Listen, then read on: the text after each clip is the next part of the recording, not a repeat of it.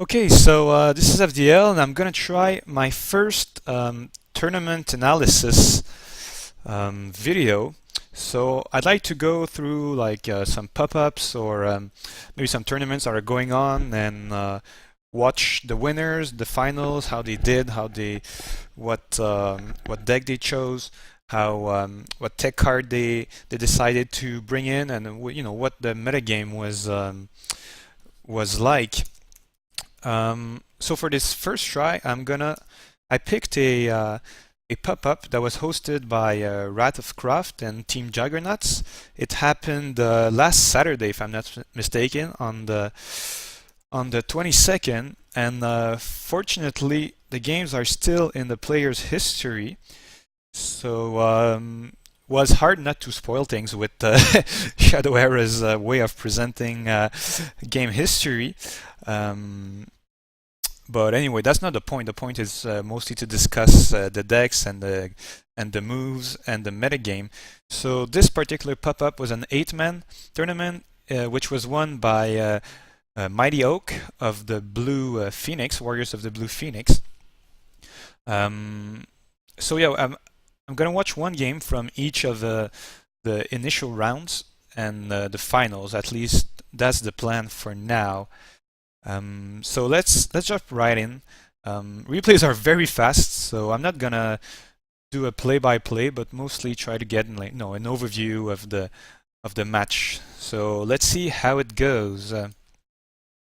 So game one, round one. You're picking blind. You don't know what anybody's gonna play, and if you're Ember, like Mighty Oak, and you see Serena, I think you're happy. I mean, Serena is kind of a wild choice for tournament play. This is coming from a guy who did make top 20 with her when Call of the Crystals was initially released, but it was mostly because people didn't know how to play around Blackgarb. But let's see how this goes. So Amber with one of her usual fast starts plus Blood Frenzy. Amber can take the tempo loss of Blood Frenzy because of Jeweler's Dream. That usually allows her to regain board control, can even kill one ally and then play a crippling blow, exactly like that. So yeah, the Ember player is set up now. He has an ally on the field, a weapon, and a draw engine. And Serena can only hope to stabilize and eventually take over, but it's going to be very hard because rogues don't really have an answer to Blood Frenzy, and I don't know if Serena's packing Blackguard, but it's going to go down in one turn thanks to Jeweler's Dream and Fleet-Footed Messenger. It looks like Mighty Oak has a pretty standard Amber deck. Okay, so ALR is interesting here because it makes, if he stays with a very low number of allies, he's going to be able to have a stealthed, resistant to attachment Night Owl, which is interesting. But you see the amount of damage is already taken. What's that, turn 5, I think? Turn 6 maybe? And he's down to 6, and there's 1, 2, 3, 4, 5, 6, 7, 8, 9. There's 12 points of damage on the board. Yeah, Ankle Breaker is what he needed, but even then, he can kill the Aldown, so Ember only has 5 damage on the board, but this is pretty much done. Even if he did manage to survive, well, Smashing Blow here is gonna ruin him anyway. Even if he does manage to survive past this turn, Amber only has to draw a Jeweler's Dream to win. So yeah, Serena kind of slow to set up and not even that good when she does set up. So it's a very very bad matchup with Amber. So this is one of the nice moves for Serena. She did make Amber discard a card and clear her board, but Blood Frenzy doesn't really much care about discards. She still has 4 cards in hand. All she needs is a Jeweler's Dream or a Fleet-Footed Messenger. He has at least 6 cards on 20 that can kill you instantly. So that's never a good feeling. But I did notice that Holy Punisher won game 2. I think that will be interesting to see how that went down. So Punisher, yep, he won against Mighty Oak. So it's gonna be Serena's turn to go first. This Popup had the very standard rule: best of 3, deck lock, hero lock. The only rule was that you couldn't bring Millstalker. So yeah, Nightshade, that's a very good card against warriors in general, because it forces them to use a crippling blow on a weenie. But even if it sticks, it's actually not that good, because you can't tank weapons with it. So Jasmine, getting a 4 HP ally or more is good against Amber, because she wants allies she can kill with her Jeweler's Dream. And that's why I think Mighty Oak sacrificed his fleet-footed messenger into the Jasmine. So right here, you're gonna see Amber make one of her turn 4 board swings, I guess. Yep. So 2 crippling blows and the initial, what was that, 8 or 9 cards. That's very good. But no Blood Frenzy, and now no Jeweler's Dream. Okay, Blood Frenzy comes in. No, playing Blood Frenzy on turn 3 isn't always the optimal play. Sometimes you do want to wait to turn 5 when especially if you play the Jeweler's Dream on turn on turn 4. Wow, the 3rd crippling blow. Okay, so he does have Blackguard. So yeah, if you know you're gonna play Jeweler's Dream on turn 4, you can wait to turn 5 to play your Blood Frenzy with an ally, and yeah. Okay, so now Serena does have the board advantage, but she's not drawing, and Amber is. And wow, the 4th crippling blow. Okay, you don't see that every day. 4 crippling blows. Oh, she threw half her deck already. That's the power of Blood Frenzy, I guess. And but at least Serena now knows that she can freely play allies. Especially, I don't know if she has Aeon or Sandworm, but those would be very good fatties to play. It will boost the champion of Aram, though. Can Serena force a discard here? I don't think she can. Oh yeah, she will. Well, she will still kill the champion with Blackguard, which is a very nice move. We get a 2-for-1 out of the Blackguard. And a discard. And discard a Smashing Blow. That's kind of good, but right now Serena really wants to draw. She has a very fragile lead here. Yeah, so Amber is going to deny Serena's ability, which is good given that Serena is not drawing. You don't want to give her things that she can do with her resources. So what was that? Anyway, okay, so Braxnorin Veteran Soldier is not going to do... okay, it's not going to do anything. We know Amber has a fleet-footed messenger in there, but it's not her key card. So losing haste isn't a big thing. But now facing a 5/7, that's... I forgot Serena had the Legend Rises, but that's always something you have to be aware of if you're an Amber. Now, maybe she has Retreat. We haven't seen Retreat yet. That could be something, but it would just delay the fatty.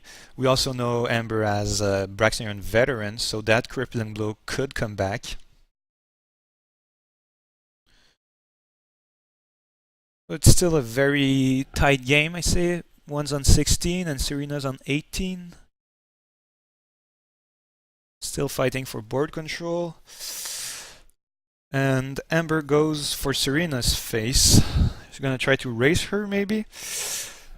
It's kind of a scary proposition, but if he knows he can't deal with Brack's soldier, he doesn't have much of a choice than to go for the face, other than going for the face.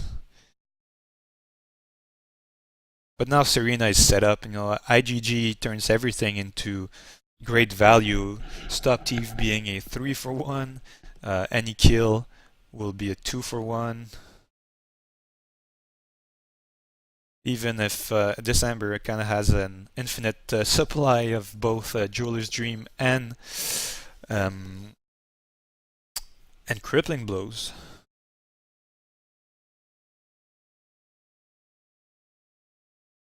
So yeah, Mighty Oak really went for consistency with his Lilies and Bragg's Vet. He can cycle his cards. He'll know he'll have a ton of Jeweler's Dream and Reserve Weapon and Crippling Blows. So yeah, it's a very well built deck.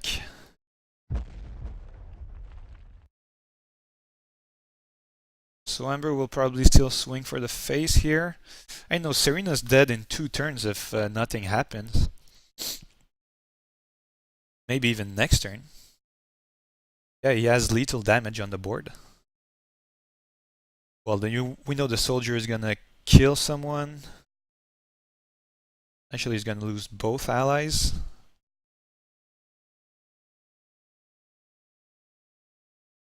And 1 durability off of his Jeweler's Dream. Okay, what's the trick here?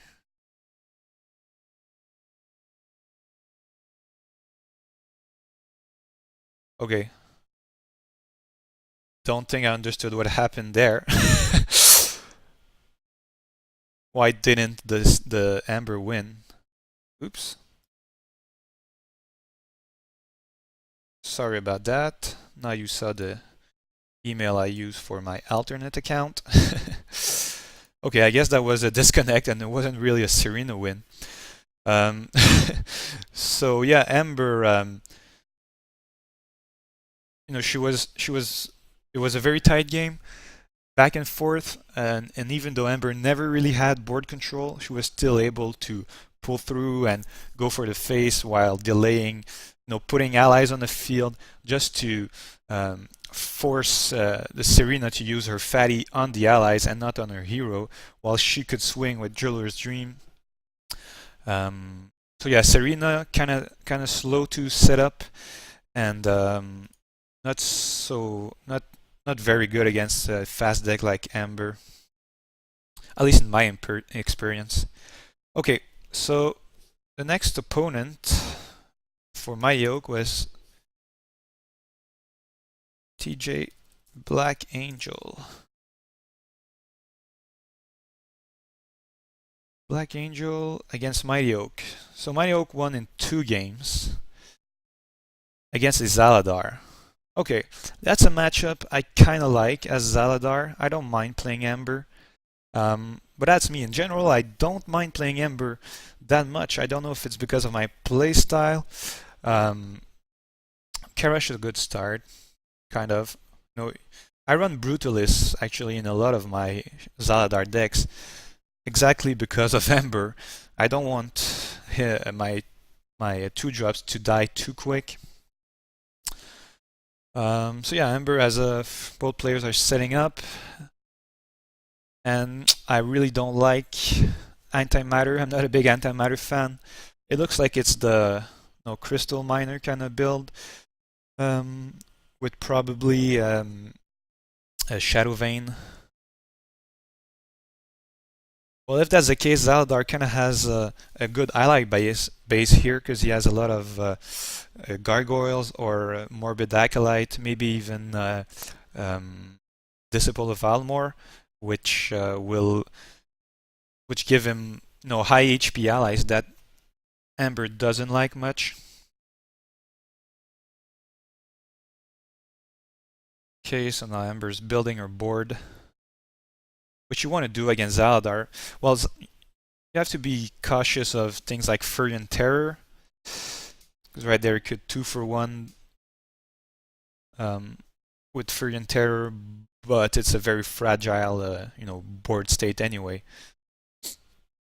Zaladar is another hero that doesn't like high HP allies that much.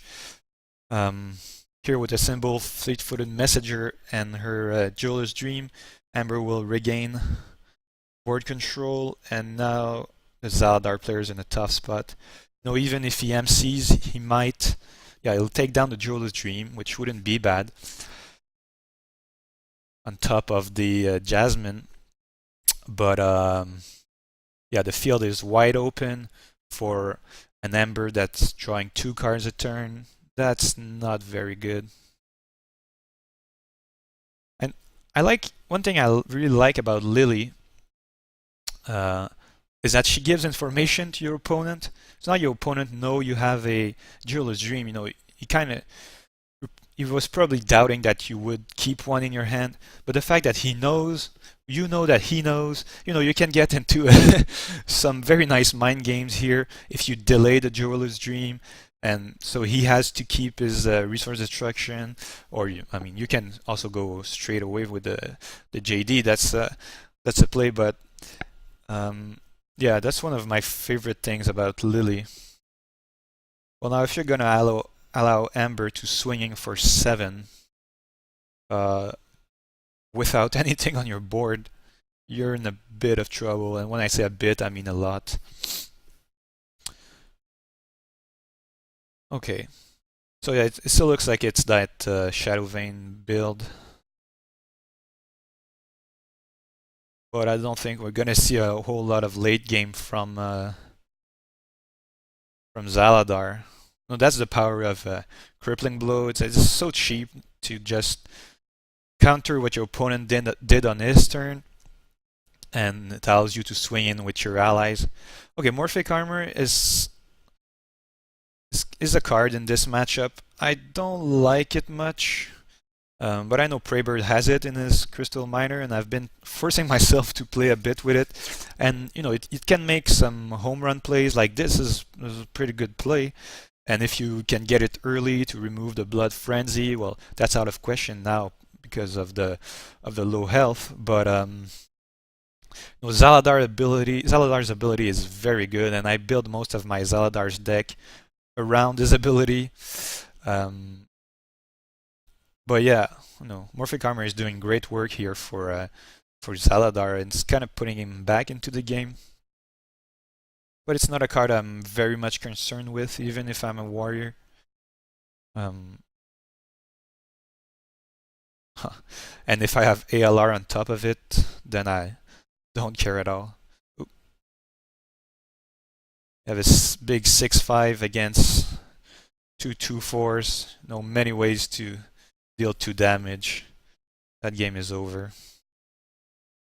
The Zaladar deck is pretty good in the current meta. It will have some trouble against Banebow and Ember, but it's a good call for tournaments. It's a very safe deck to play. And yeah, we know Ember has a reserve weapon. We know Ember has FFM and Jeweler's Dream, so probably half the cards she still has can kill you.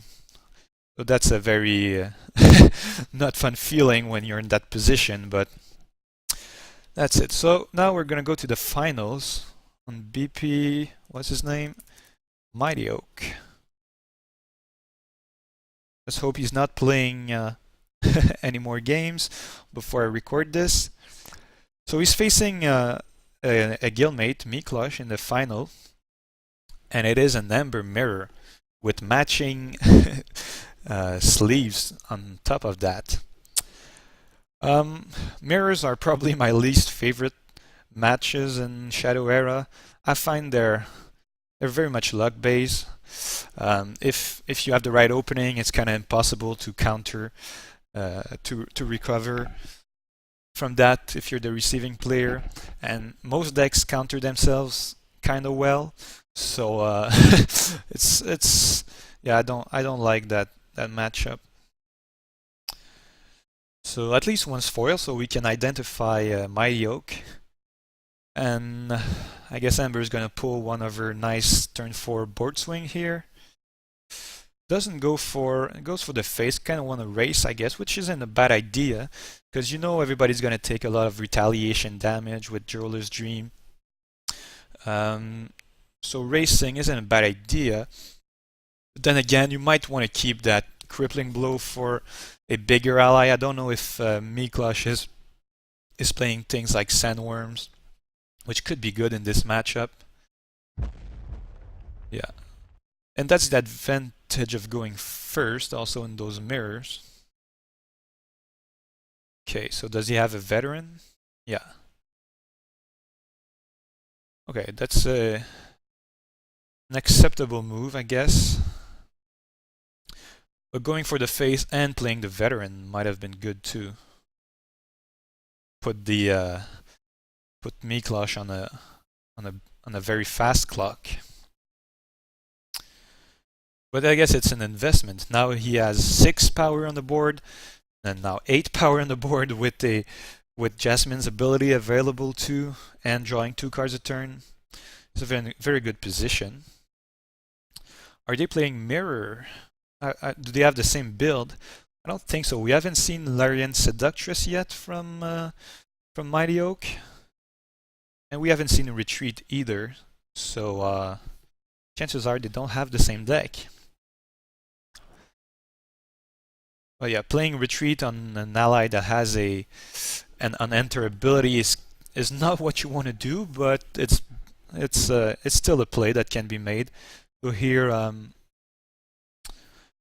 Mighty Oak is setting up a Crippling Blow in his graveyard for his veteran, but I think he already had the Crippling Blow in his graveyard,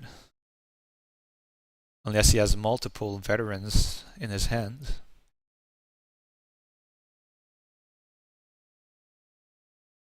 So in terms of HP, Meeklosh on 15, which is not very good, and he had to take 2 damage, really. Why did he do that? Instead of taking 4. Also, if the Pooin attacks, the Pooin will be on 1, so he can kill it without buffing. I guess that's his rationale. Another great reason to run Braxner and Veteran is that you can take your Blood Frenzies back, because especially if you go second as a warrior and your opponent takes out your Blood Frenzy, you're gonna have a lot of a big hole to climb out of, especially if Bad Santa is your complementary draw. Yeah, you're gonna just advance your opponent's state. But Mighty Oak is still in a great position here. Oh, he's playing King's Pride. We haven't seen that yet. It's on 18. And yeah, Meeklosh dies from his own Blood Frenzy. So that's style points in my book. Having your opponent die to Blood Frenzy. But I thought I'd pick a game that was won by Meeklosh.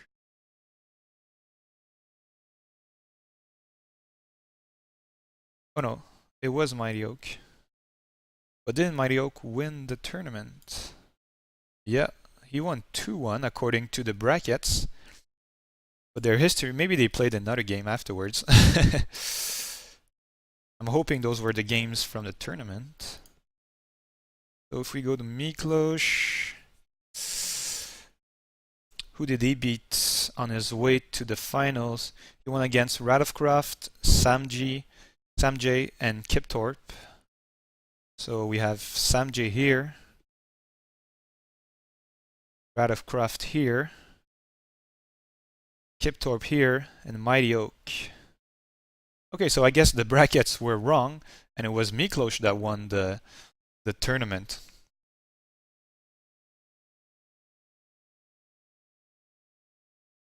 So I got fooled by the brackets, but anyways.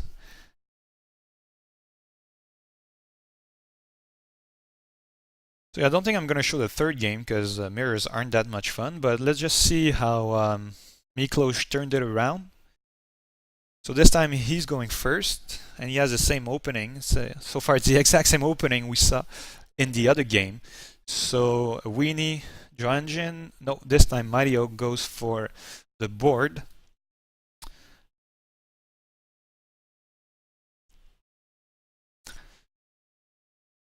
So do we get the famous turn 4 JD crippling blow? And yes, no, it's a retreat. Okay. Meeklosh still has the board, and he has a draw engine out, which Mighty Oak does not have. So I'd say he's slightly in the lead here. Okay. Probably setting. Oh, I don't think we saw FFM in the other game from Meeklosh. But yeah, that's a very good position to be in. 2 allies on the field, a JD on the board, and a Blood Frenzy on top of that.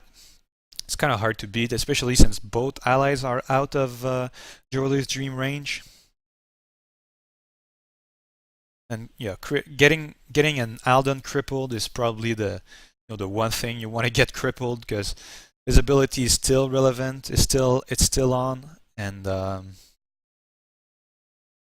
yeah. So now Meeklosh is going to be able to just power through Mighty Oak's JD.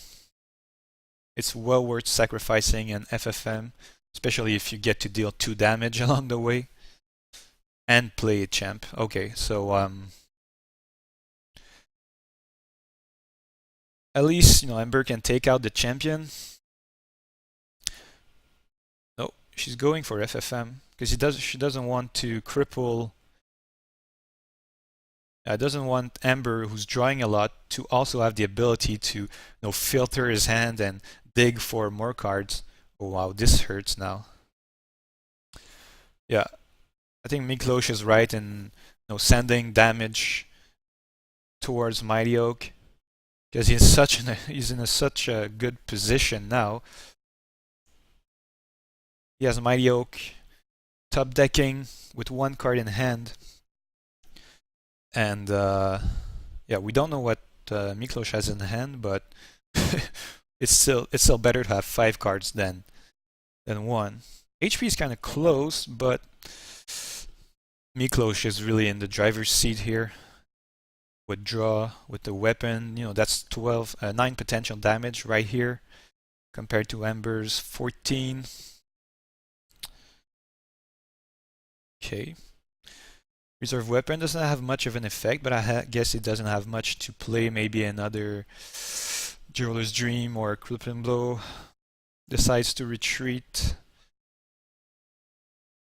Jasmine, and now, yeah, FFM is good here because it allows Mighty Oak to dig through his deck, looking for most likely a Jeweler's Dream or even better reserve weapon and some crippling blows.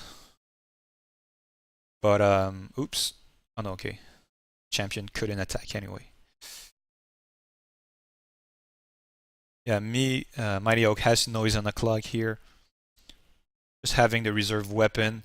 Amber can't touch the reserve weapon. She's probably not playing LLN, so that's also something you can put in the face of your opponent. Even if you do take out my weapon, I'm still gonna have. Okay, now I'm confused. Is the game not showing the right winners? Okay, well maybe that was the big move, because now Amber has to win, Meeklosh has to win this turn or next and hope he doesn't take a single point of damage.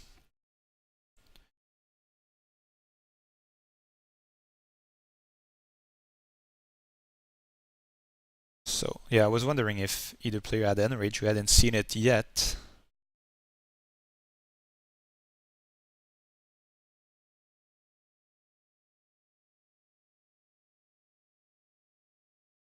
Okay, well that was a very tight game, but Meeklosh pulled through.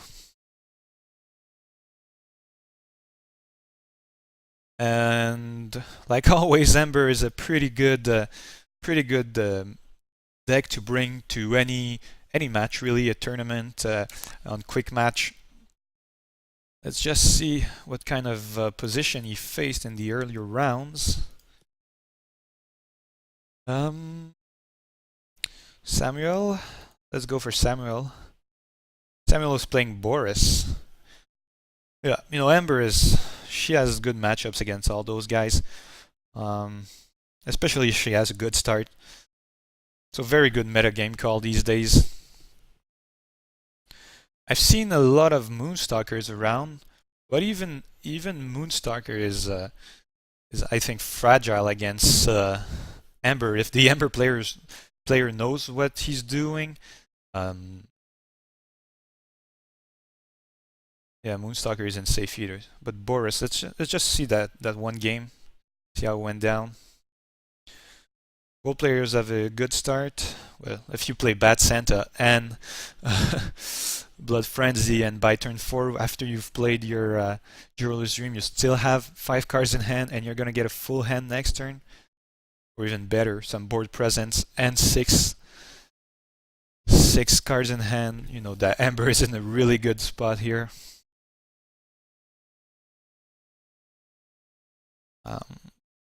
Okay, Tio on that turn wasn't spectacular, because is he gonna kill it now? Not even gonna kill it now, but you know, it would only give 1 card, because you'd get you'd reach your maximum hand. But Crippling Blow on the Tainted Oracle is nice. Tainted Oracle versus Bad Santa in Warrior decks. I'm leaning towards Bad Santa, simply because of this.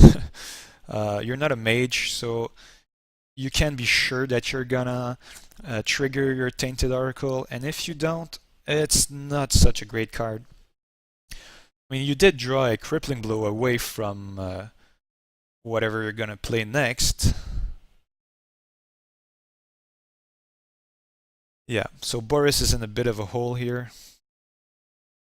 Amber has many ways to deal with the Seductress, and still deal damage to Boris's face. She's drawing 2 cards a turn, and she gets the filtering from FFM.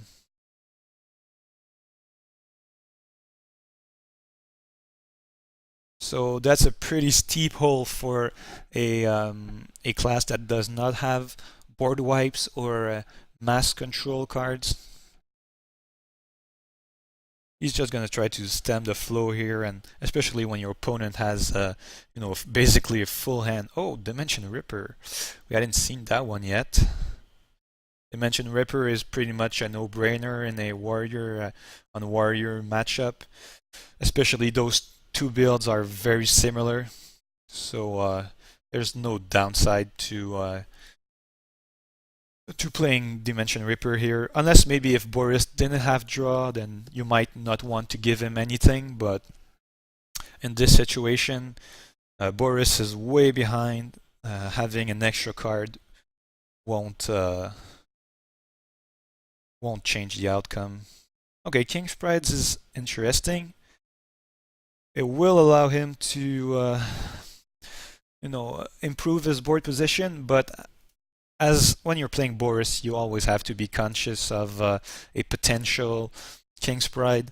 So I'm guessing no, there's no Smashing Blow here, but Ember's still gonna get some damage through with the Dimension Ripper, and